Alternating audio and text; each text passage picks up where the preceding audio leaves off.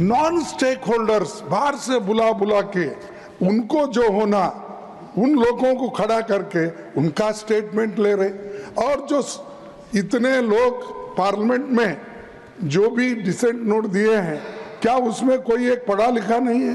वक्फ board act को कोई पढ़ा नहीं है? मेरे को बड़ा ताजुब लग रहा है। अरे आपको अगर कुछ करना भी है तो आप डिसेंट नोट के व्यूज को प्रिंट करके या अपने रिपोर्ट में डाल के बोलना चाहिए। अगर कोई रिपोर्ट होती है मैं उसको कंडेम करता हूं, और ऐसे फर्जी रिपोर्ट को हम कभी नहीं मानेंगे, सदन कभी नहीं मानेगा। सर धन्यवाद,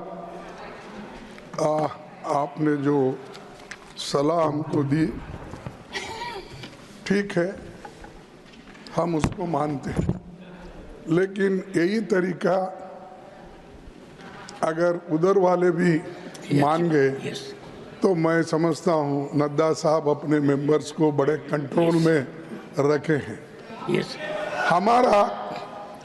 हमारा एक ही विषय है, जो वक्फ बोर्ड की जेपीसी की रिपोर्ट है, जिस रिपोर्ट में अनेक सदस्यों ने अपना डिसेंट नोट दिया है, वो नोट देने के बावजूद भी प्रोसीडिंग से निकालना और उन मेजॉरिटी मेंबर्स के व्यूज सिर्फ उसमें रखकर बुलडोज करना, ये ठीक नहीं है, ये कंडेमेबल है और एंटी डेमोक्रेसिक है, एंटी प्रोसीजर है।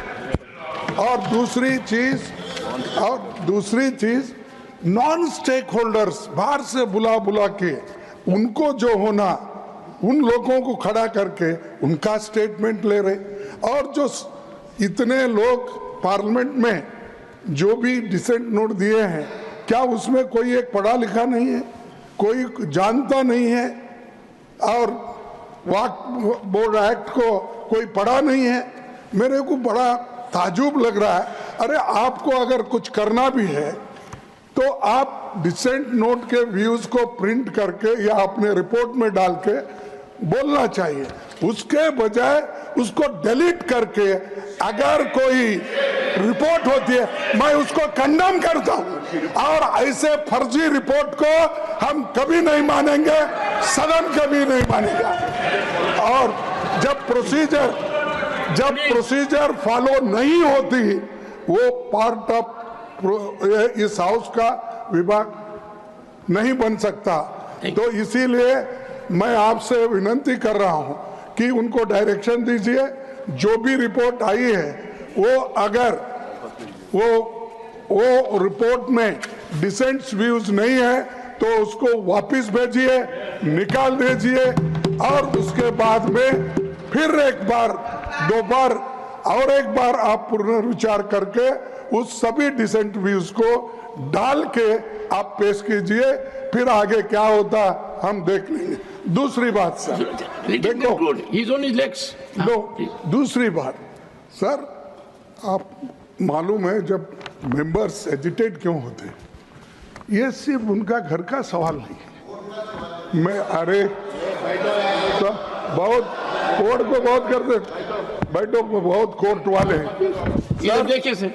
सर, मैं ये किसी इंडिविजुअल का सवाल नहीं, वो मेंबर्स जो आके एजिटेट कर रहे हैं तो कहीं अपने लिए नहीं, पूरे समाज के लिए जिनके ऊपर अन्याय हो रहा है, उस अन्याय के खिलाफ वो प्रोजेक्ट कर रहे हैं। और इससे देश के लिए भी ठीक है, क्योंकि we wanted a united all inclusive growth और पीसफुल रहना कंट्री, ये सभी हम चाहते हैं और उसके लिए हम मदद भी कर रहे हैं आपको। लेकिन आप ये संविधान के विरुद्ध अगर ऐसी चीजें करती है तो ऐसा ही गड़बड़ होता है, फिर इसको लोग प्रोटेस्ट करेंगे।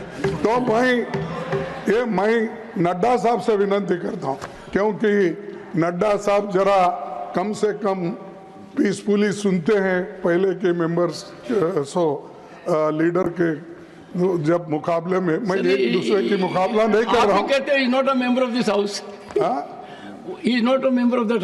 हाँ ओके ठीक है, मैं कभी कभी याद दिलाना पड़ता ठीक है सर, ठीक है। जैसा इतिहास का आप जिक्र करते हैं, राम का, विक्रमादित्य का, ये कृष्ण जैसा का। जिक्र करते हैं, वैसा मैं उनको ये बोल रहा हूँ कि आप प्रेसिडेंट भी हो, आपका इन्फ्लुएंस इसमें जरूरी है।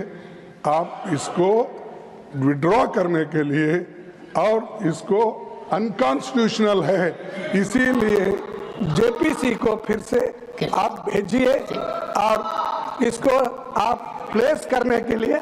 सर आप रिफ्यूज कर सकते हैं, कितने गवर्नर बिल्स रिफ्यूज करके वापस भेजे हैं हर स्टेट में सर गवर्नर छोटे छोटे रीजन जो संबंधित नहीं है, तमिलनाडु का गवर्नर भेजता है और कर्नाटक भेजते हैं, हर जगह। इसीलिए मैं बोलता हूँ आप वो डिसेंट नोट्स को डलवाइए, फिर से उसको रिपोर्ट में डालिए, तब तक ये वापस भेजिए, और आप करना चाहिए।